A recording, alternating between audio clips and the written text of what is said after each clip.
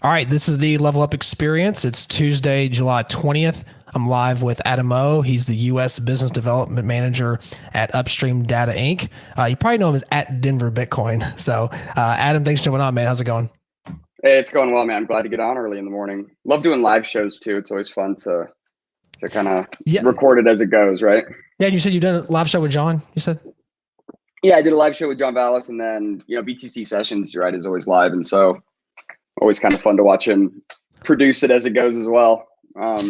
So good to be here. I love Why We're Bullish series that BTC Yeah, I do Sessions too. does. Yeah, it's Yeah, I really think good. especially looking back, right? I think like in hindsight, he's got a ton of really cool content from really cool people, right? And so like in the year 2030, when the videos he's going to be able to pull are going to be really cool. I think it's going to be kind of.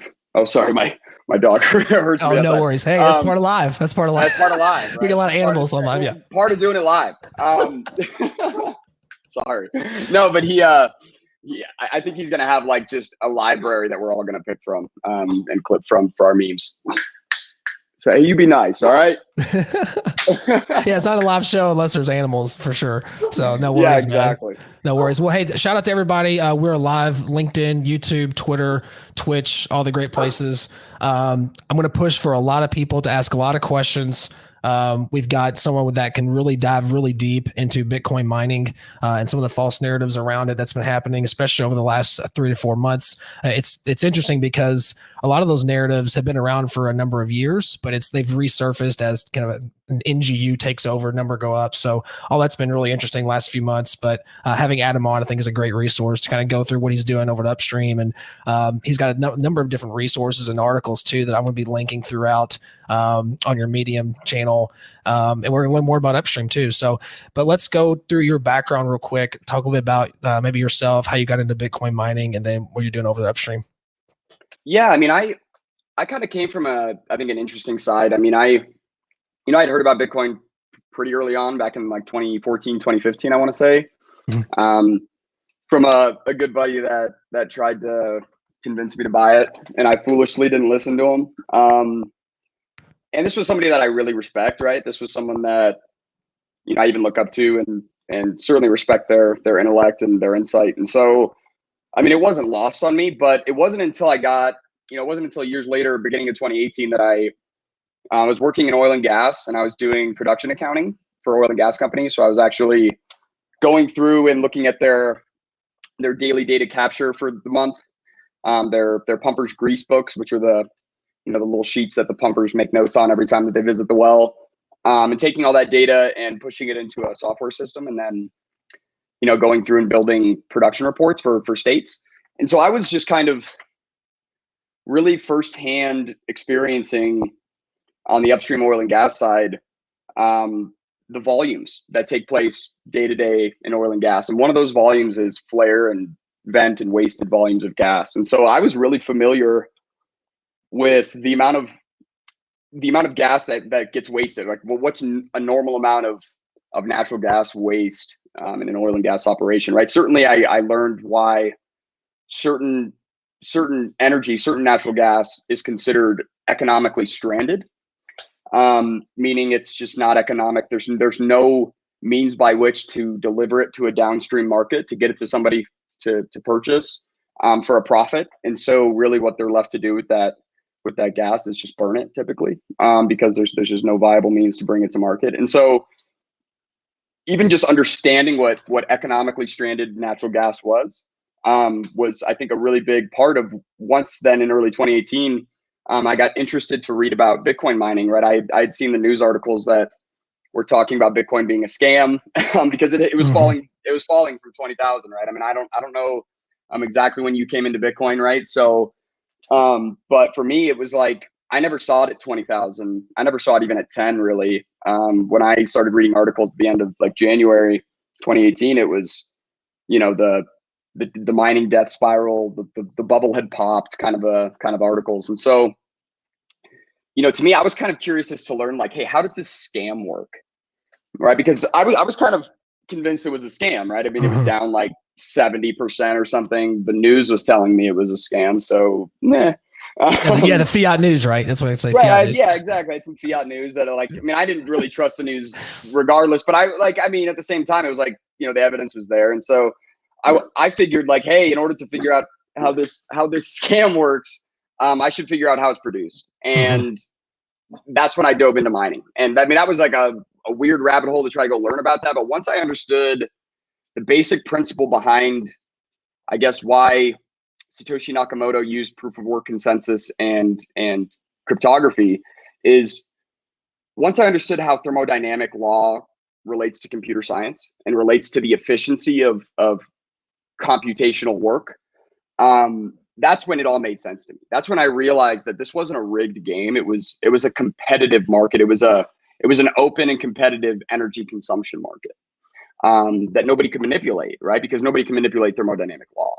And so once that kind of sunk into me, in my mind, and I really kind of understood how Satoshi Nakamoto solved for what would he I think he called fairly distributing. How do you, if you were to make a cryptocurrency, Chris, right? If you were going to make a Mm-hmm. new sound money and you really wanted it to be sound, your goal was not to get rich, your goal was to be successful, right? To have this project be successful. How would you come up with a way in which to distribute these coins over 135 years, right? Fairly, right? Like, how do you not just give it to your friends, or like, how do you create a mechanism by which you can claim, hey, this is a fair way to distribute this new money? And I think Satoshi Nakamoto came up with a really brilliant way, by creating this proof of work, right? This, hey, anybody can contribute and you will get rewarded equal to your contribution, statistically speaking. And I mean, it's kind of a beautiful thing. And when that all came together, I went, holy crap, like the energy intensity of mining was very clear to me. And I knew where there was endless amounts of, economically stranded energy. And so then I just set out on a mission. I realized, okay, I've got an energy intensive industry that's emerging and growing.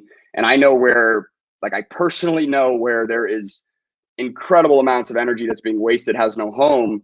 I need to run the conversion rate, right? To figure out, is this an economic home for this energy, right? If I buy the necessary infrastructure, generate electricity, mine Bitcoin, what does that look like? And so when I dove in, ran those numbers, I was like, this is beautiful. Like, the oil and gas producers are going to love this. Relative to a pipeline, the cost is a joke for all intents and purpose. And I mean, certainly this was 2018, right? Hardware was super cheap. Like, everything was, people were giving away miners. And so, and they were really lucrative out in the oil field. And that's when I set out on a mission to kind of figure out, how do I convert, natural gas to electricity, to computational work, to Bitcoin, to dollars, right? And so that I could see if this is viable to sell to oil and gas producers. And that's when I found Upstream Data, right? Was through that search. And I had done the conversion. I'd seen that it was already viable. And then once I talked with Steve Barber, it was like I entered a whole new reality, right? Because, like, I was living in this world where everyone was laughing at this idea. As far as I was concerned, I was like, I hadn't talked to anybody that had thought about this, right? Mm-hmm. Back in 2018, I was just getting laughed at by oil and gas guys, and they were looking at me funny.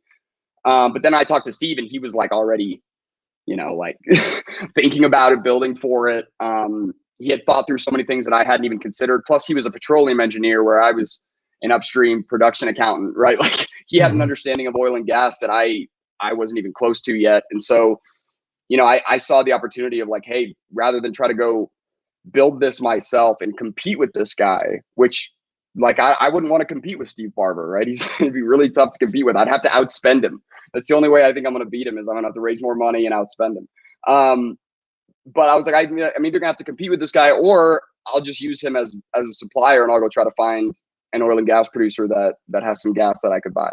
And that's what I did, right? And that's ended up what we ended up doing was, via Upstream Data, we found a place to essentially host a Bitcoin mine, right? We found an oil and gas producer that was willing to let us set the Bitcoin mine there, buy gas from them, so that we could mine. And we're solving a problem for them. So everyone's winning. They're really happy. And we proved concept, right? And then once we proved concept, I was just even more on fire for this. So I started consulting and pushing oil and gas guys to upstream data until inevitably Steve was like, yeah, well, let's bring you on the team because, you know, you've already proven you can bring customers here. Right. So, I mean, I think that's kind of my, you know, in a nutshell, my journey, but really the crux of it is right there in 2018 when I just had to go out and learn a whole bunch of things I didn't know yet. Right. And once I was enlightened to those, Bitcoin made a whole lot more sense. I wasn't really deterred by the shit coins all that much, right? Because I was more on the mining side, I think. So that kind of saved me. So quick question for the oil and gas producers, when did those conversations start to shift? Because, you know, initially it was like, what are you talking about? You probably got laughed out of the room, kind of like you said. It's like, was there a time period? Was it like a slow progression? Like, because you mentioned like initially it was 2018, you were having those conversations. Yeah, that's a great question. I'd say, I don't think they stopped laughing until, until maybe like middle of 2020, toward the end of 2020. I mean, you got to think about 2020, right? Yep. I was mining throughout 2020. It was really rough, right? In terms of if you started mining at like the beginning of 2020, you started at about 100 exahashes on the network. And we got up to about like 150 by September, I want to say. And we had a halving somewhere in there. So we had a 50% increase in network competition, which would decrease your earnings, cut your earnings in half. And then we had a halving. So miners that were mining in January 2020, by like September 2020, they had been cut in a fourth, and the price of Bitcoin had stayed in between like 10,000 and 4,000, right? So it's like we didn't see a 4x in price. I mean, I was getting squeezed, and my prices, like my marginal cost of energy is got to be amongst the greatest in the world. Like certainly for my scale, right? Because of my context. And even we were getting squeezed. And so, you know, I really don't think that oil and gas producers really turned the corner and really came around until November, maybe. But certainly the last 7 months has been nuts. Yeah, because for the layman, if you can explain, because there's a block reward, and if you said that the price went down, it depends on price, of course, as far as how much the reward is. Yeah, so I think and so maybe those who don't know, so a basic calculation for projecting how much Bitcoin you're going to earn, and you can do this with fairly high precision in the short term, not very high precision in the long term, obviously. But it's pretty basic equation. It's your hash rate, right? Your computational power divided by the total computational power on the network. So your share of all Bitcoin miners out there, times the daily reward. And the daily reward is about 1,000 Bitcoin today. It's about 900 new Bitcoin, and about 100 Bitcoin in fees. In 3 years, that 900 new Bitcoin reward gets cut in half. And that happens every 4 years. So as miners, you have to become increasingly more efficient with your energy use, relative to your competition. So I guess that's kind of what I'm talking about. Bottom line is mining Bitcoin gets harder every day, right? That's typically how it goes. Usually your competition only increases, and every 4 years you have a halving. And so if you're not thinking of creative ways to stay economic, you're typically going to have a hard time mining Bitcoin for a long time. It's almost like a race to efficiency, essentially. People say a race to zero, a race to bottom, right? And I think, and it is that, right? It's a race to the most economic energy source, which many would argue is a race to nuclear, right? I'd say that we have a lot of stranded and waste energy to consume before we need to really like erect new power generation, but that doesn't mean we won't, right? I think a lot of new power generation will come online as Bitcoin incentivizes it, right? But we're going to need a serious Bitcoin price, right? We're not going to, we can't, nobody's going to be firing up, 50 natural gas wells to mine Bitcoin at $20,000 Bitcoin.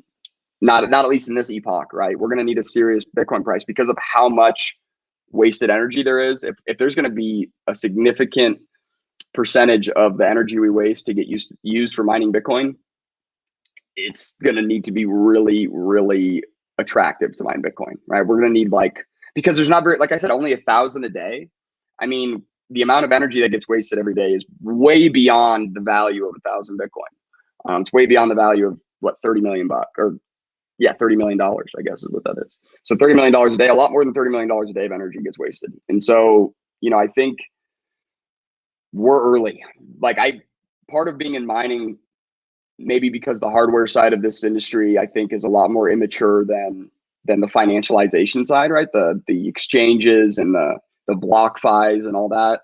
Like that side of the industry has really matured. A lot of the on ramps and the unchained capitals, right? The custodial services. Mhm. But the hardware side, the mining hardware specifically, and then all of the ancillary kind of markets around the mining industry really haven't matured the same way. So they're playing catch up.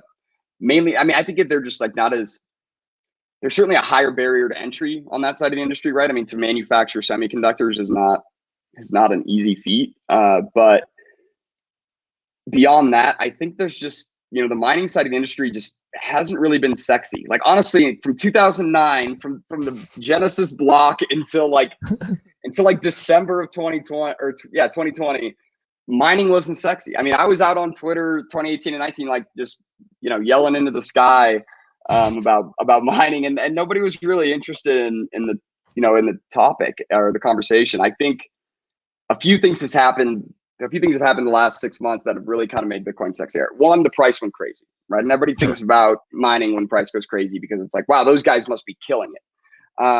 And ultimately, usually miners, yeah, they might be killing it during a bull run, but they were maybe getting crushed just like a couple months ago. You're being tested. Yeah, you were being tested. So like, this is their reward for enduring. They don't really see it as like them just rolling in a money pit. Just for the record, I think. But beyond that, we had this really powerful mimetic occurrence with El Salvador and the idea of mining Bitcoin on volcanoes, and that is a powerful idea in the human mind. I think we underestimate how powerful it is to think about the volcano. Like when a person thinks about the volcanoes of the world, autonomously powering their sound money.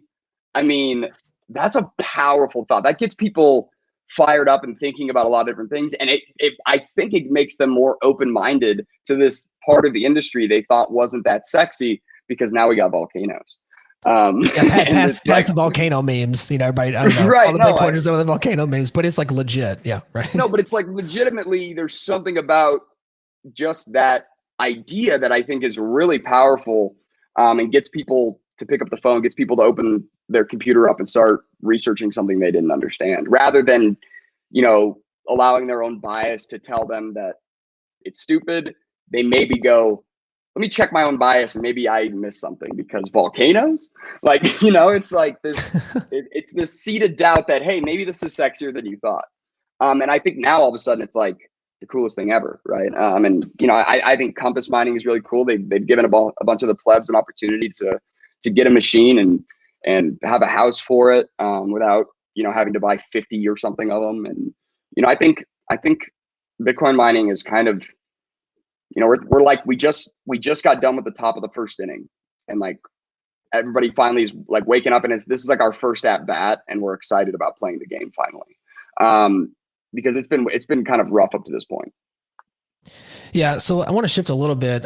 You have quite a bit of content out there about the narratives that surround mining and like the general, I don't know, like the fiat population like to say, like the fiat narrative as to what, how bad Bitcoin mining is for the environment and everything else. You had an article, I think it was entitled "Why Elon Musk and Tesla Are Wrong About Bitcoin Mining." I'm going to post that in just a second for anyone that wants to read it.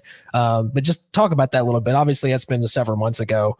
But like your perspective on that article, like what you were trying to convey when it comes to Bitcoin mining and the environment.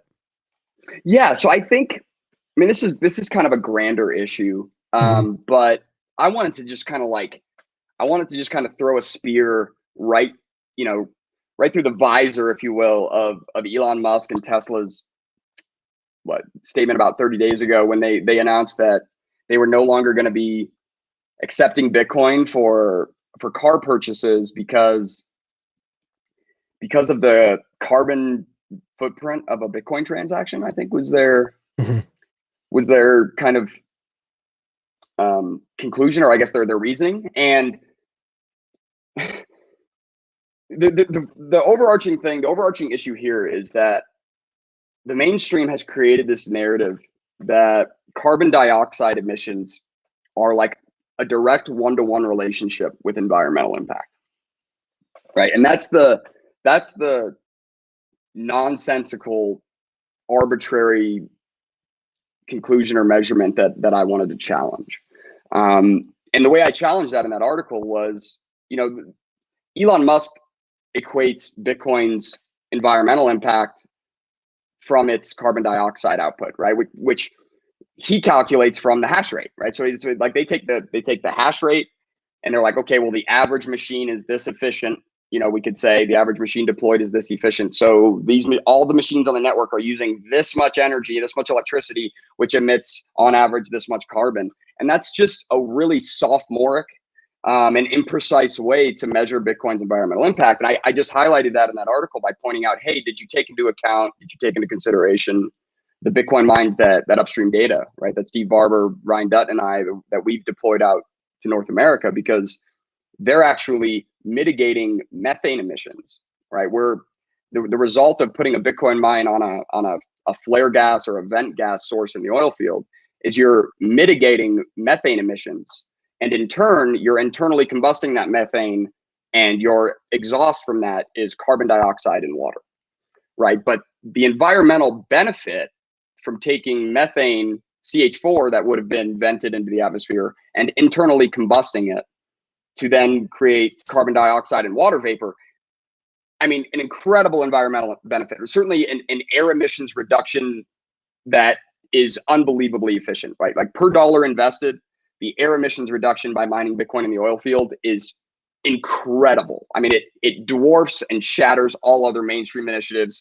It makes solar farms and wind farms look like a joke of an investment if your impact, or if your goal is to positively impact the environment. And so I just wanted to pose that question to him, right? Like Elon, did you maybe account for these when you calculated this, how horrible every Bitcoin transaction is, right? Because I don't think he did.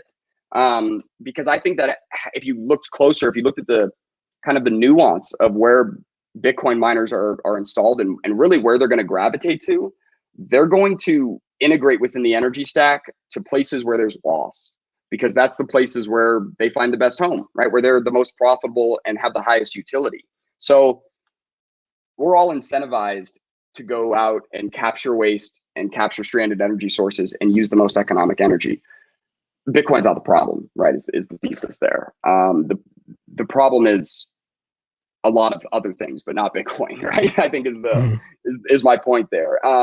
Plus, it's like, hey, let's have an adult conversation about it. Like, let's not just do this bullshit. Like, hey, I Googled how many exahashes per second the network is, and from that, I came up with this carbon dioxide number, which I think is too big, and Bitcoin's bad. It's like, no, let's have an adult conversation about what kind of an impact Bitcoin is having on the world. Not the surface level numbers, but deeper. Yeah. Understand exactly right. Like, let's take a look, like a practical look at what it's actually doing, not this theoretical shit. Like, let's actually look at what's going on. Well, and something else too, and this has been really pushed hard by hardcore Bitcoiners. I think Stefan Livera and just on so many on Twitter for sure. Like, look at what's being produced, right? So this is, I think, like this like a foundational thing here is that if you don't understand Bitcoin, you're not going to understand Bitcoin mining, because if you understand Bitcoin, you understand that it's the most sound money ever created.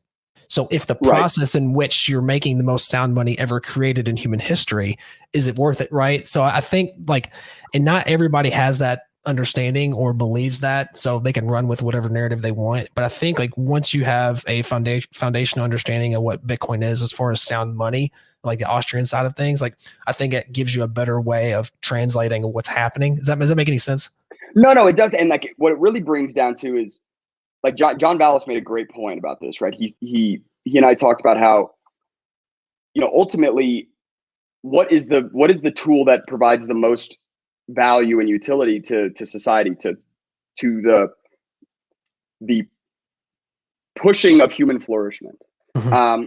And I think that tool is money.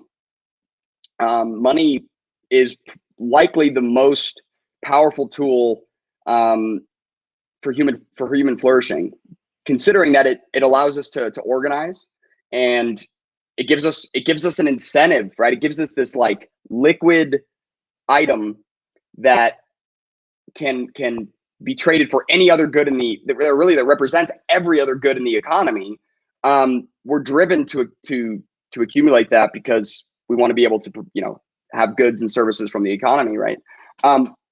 Without money, I don't think people really thought about what society would look like without money at all. Like Mhm. what we were like before we discovered a tool for trade, like a measuring stick for unit of account.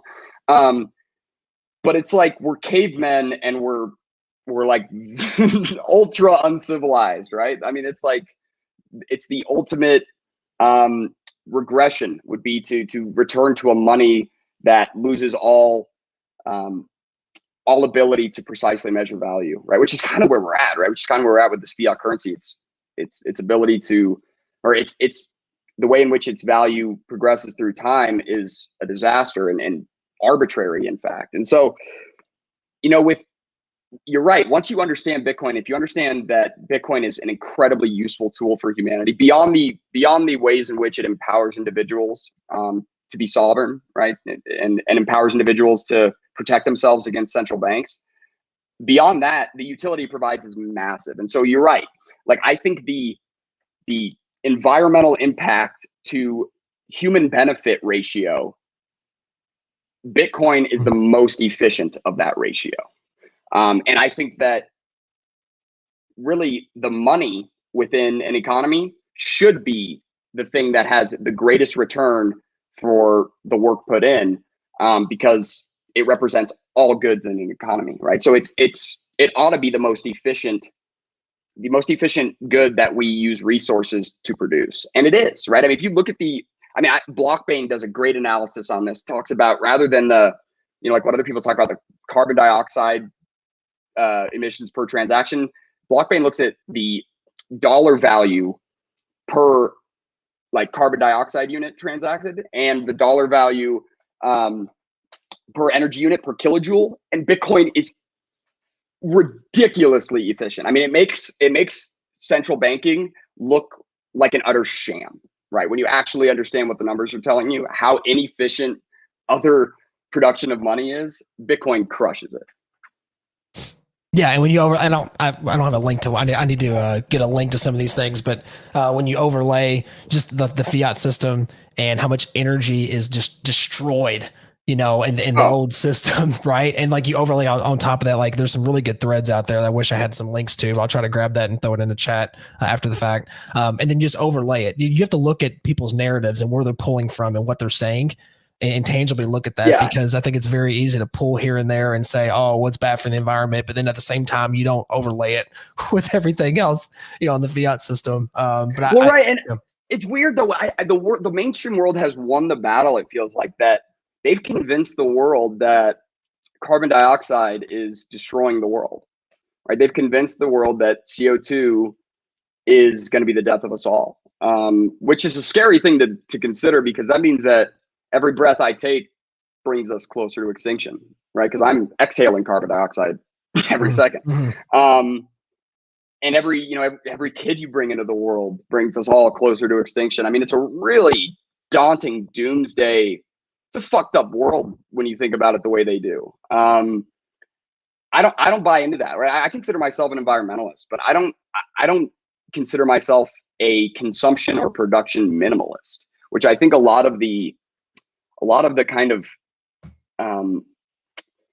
climate alarmism is around reducing consumption and reducing your impact, right? Like not using plastic water bottles, kind of a thing, where like, yeah, I understand, like, don't be wasteful, but if you're willing to pay for electricity or you're willing to pay to produce some power, like I think you ought to be able to do whatever the fuck you want with that power, because you're paying to produce it, and this is a free market. And I have no bones to tell you that what you're using your energy for isn't virtuous enough considering the environmental impact, so you're not allowed to do it. Like that road is tyrannical, right? And I just can't walk it. Whereas it seems some people are really quick to just say like, oh yeah, they think of it like we're destroying the earth for our own greedy profit, and we're just like, snickering along the way. And that's just not the case, right? That's just not reality. I mean, I work in the oil and gas industry. The guys I work with are some of the, they are so stewardess of the earth. They are, the last thing they want to do is have some kind of irreparable environmental impact, right? These guys don't they're not looking to destroy things. They're looking to create things, right? They're looking to create value, not tear it down. And so it's a really interesting thing that's taken place in the mainstream with the vilification of kind of fossil fuels and oil and gas, and it's been successful. I mean, I can't lie, it works. I mean, from like kids movies, where like the guys are, the bad guys are always like the industrial guys that are mining into the earth, from it's like Avatar, like it's just these greedy guys that don't care about the nature, they just want to get to the unobtainium, and get rich. It's like, that's not how we're approaching this at all. Like I'm looking to go mitigate waste. Like I saw that there was all this natural gas being wasted, and I thought, holy crap, I think I found a way to solve that problem without losing money. Like I found a way to solve a problem and make a buck doing it. Like that's a good thing. Yeah, we mentioned, so race to efficiency to create the best money ever. But see, but people miss. And we're vilified. Right, we're vilified. Yeah. So no, and that's it's and like not only that. I mean, I took, I'll people that are what I would call like a climate alarmist or an environmentalist, I guess. But I mean, I consider myself that. But like a climate alarmist, I mean, I've gotten crap from them on Twitter and other things where they tell me how horrible what I'm saying is, and I'm like, I mean, I took risk. Like I risked my own capital to go mitigate methane emissions. Like what have you done to help the environment? You know what I mean? Like I actually risked my ass to potentially make the environment better in an economically sustainable way. I wasn't guaranteed success, but I did it because like the opportunity for one, being able to make $1 and create value by making the world a better place and solving a problem.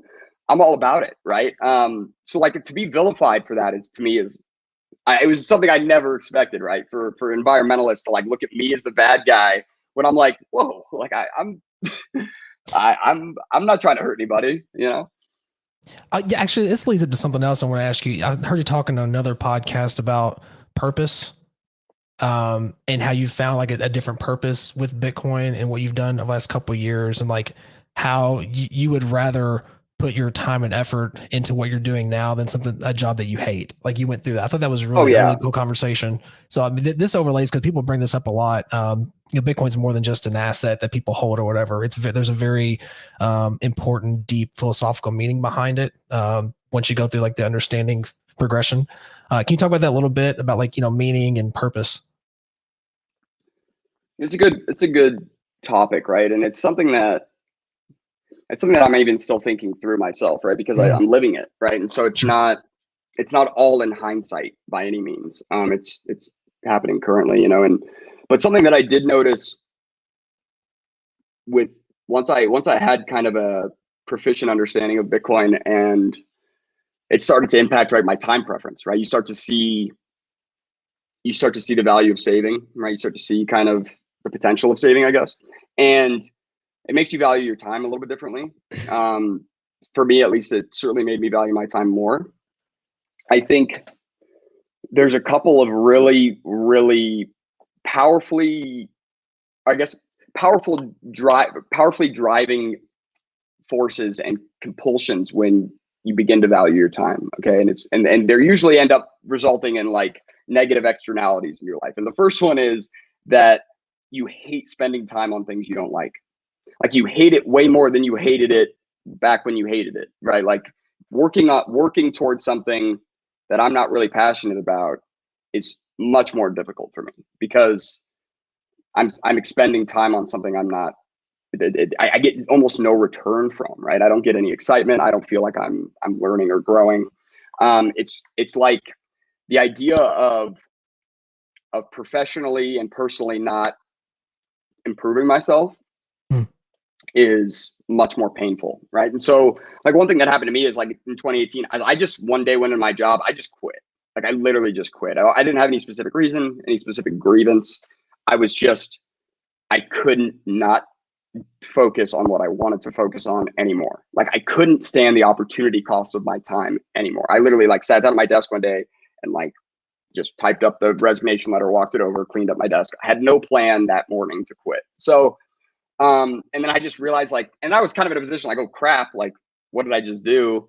But I knew that I wanted to work in the oil and gas industry, and I certainly wanted to work with helping oil and gas producers leverage this technology, right, to become better producers and more efficient producers. And so I didn't know how that was going to work. I didn't know if I was going to be able to, I mean, I was begging Steve Barber for a job back in 2018, but I mean, he was, he was starting a company. He was up in Canada, and he had his own ways in which he wanted to grow the company. So, and it was early, right? He couldn't afford to bring on some random guy in Colorado.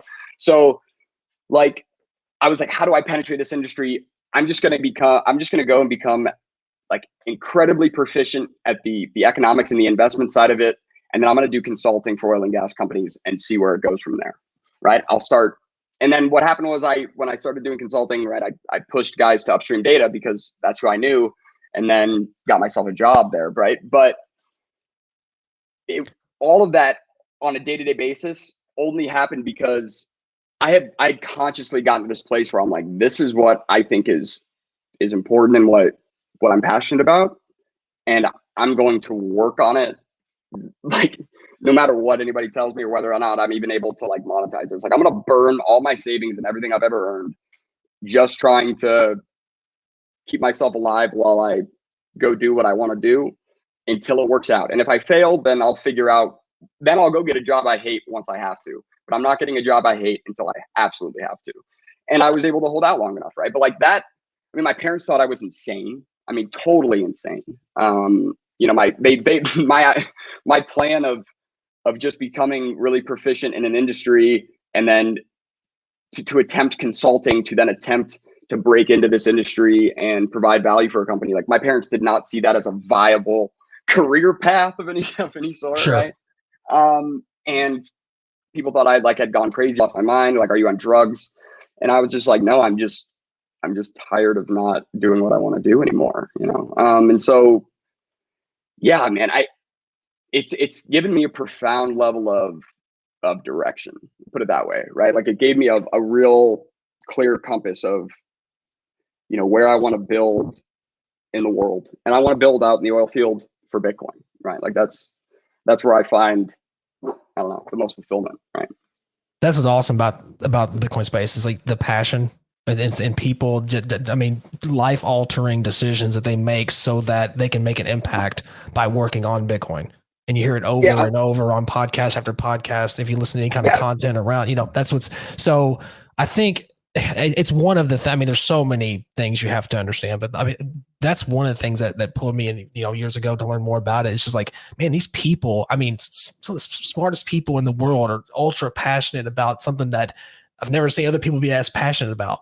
And so that it's like a gravitational pull. I think I've heard that before as well. When you just see what people do, it's almost irrational to the point where like they're giving themselves and committing a ton of their work and time to build something that doesn't give a shit about them, that treats them exactly the same way as the network will treat them exactly the same way as it treats anybody else. So there's nobody is special. And I think that's what gets some people so excited, is because they're so tired of being, not special enough in whatever industry or whatever sect that they're in, that they can't push up or they can't move forward and be seen as contributing value.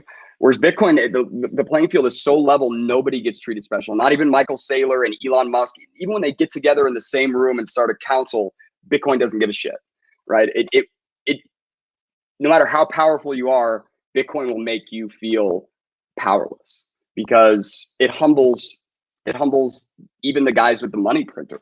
I mean, how do you humble a guy that can rob the world?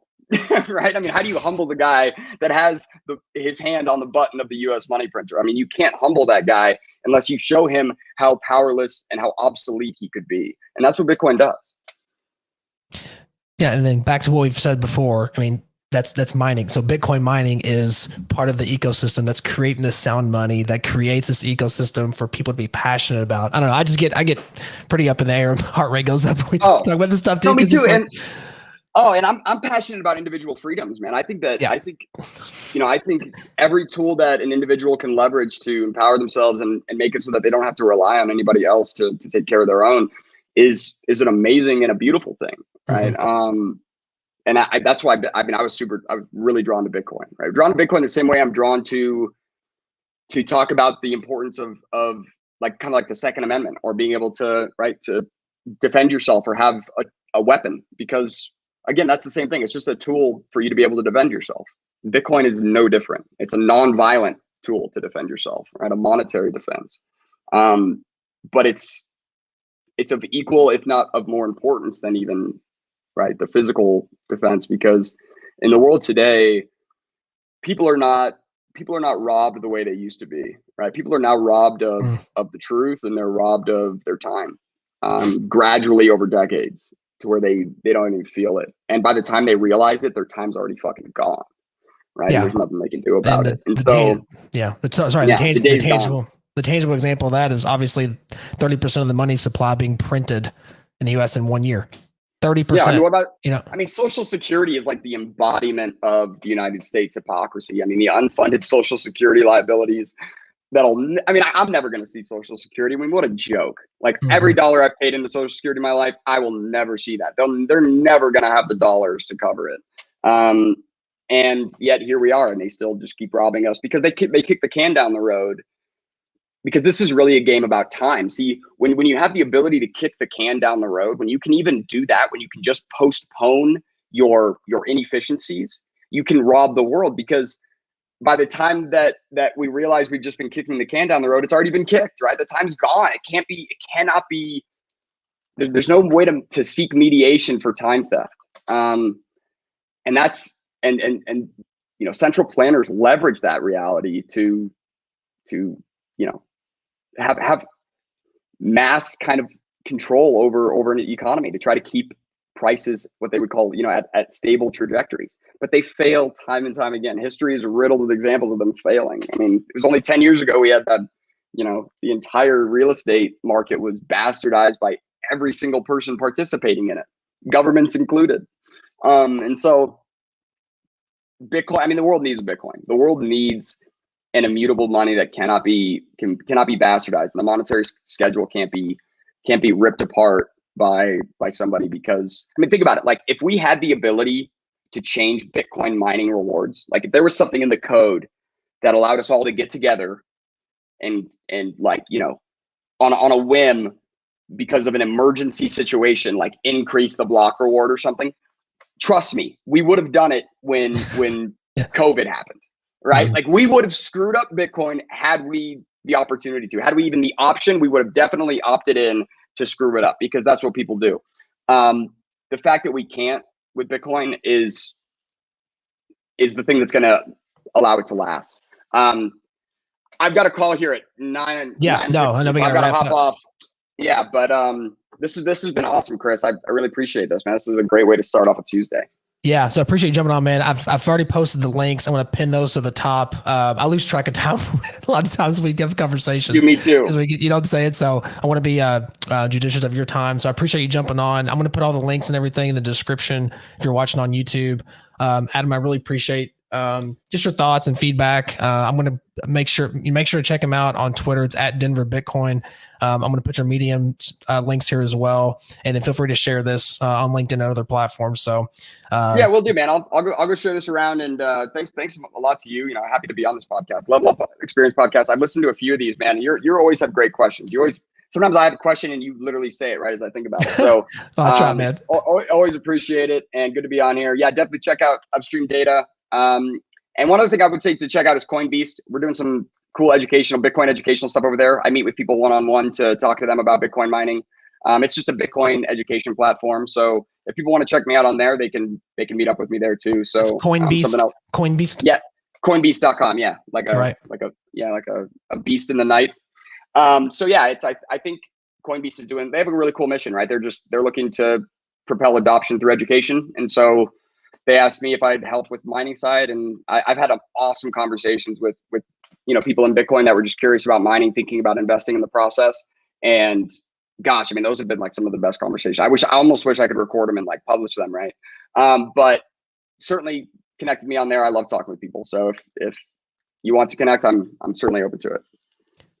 Sounds great. Make sure to check out Adam's content. I'll put everything in the description. So thanks a lot, man. Appreciate your time. Hey, awesome. Thanks, Chris. Appreciate it. Take care.